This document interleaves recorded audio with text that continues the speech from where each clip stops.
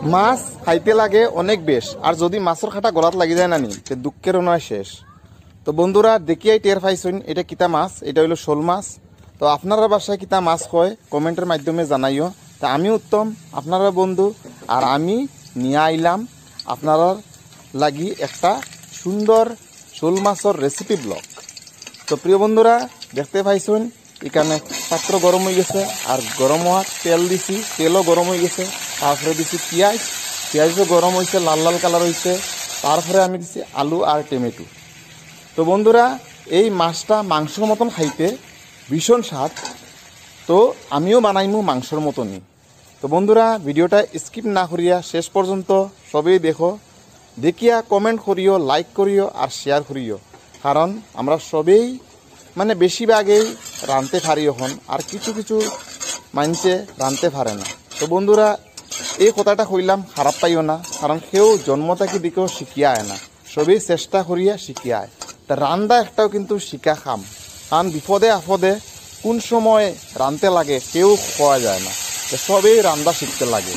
তো প্রিয় বন্ধুরা এখানে আমি পরিমাণ মতন সব মশলা দেওয়া কমপ্লিট, আপনারা দেখতে পাইছেন। আমি আর কিচ্ছু কইছি না এই ভিডিওটা। আর এখানে খালি কালার আওয়ার লাগি আমি গুঁড়া মরিচ দিছি, আর এটা হলো কাশ্মীরি মরিচ। আমি পিকাই কোনায় বিছরাইয়া আসলো, যতক্ষণ খাইছি অতক্ষণ দাঁড়ি লাইছি, আর দাঁড়িয়ে আমি এখন চিনি দিয়ে লাড়াচাড়া করতাম। তো আমি ফ্লেমটা অল্প কমাই দিতে লাগবো, যদি পুড়ি যায় তো অত টেকার মাছ বরবাদ হয়ে যাব। জানো কেজি হতো 600 টাকা আমরা ইনো, তোমরা এখানে কেজি হতো সেইটাও কমেন্টের মাধ্যমে জানাইও।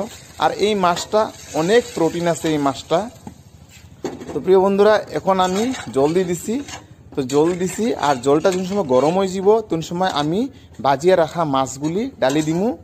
তো একটু করে আমি ওই যে দেখতে পাইছো বাজিয়ে রাখছিলাম সেই মাছটা আমি ডালমু এখানে।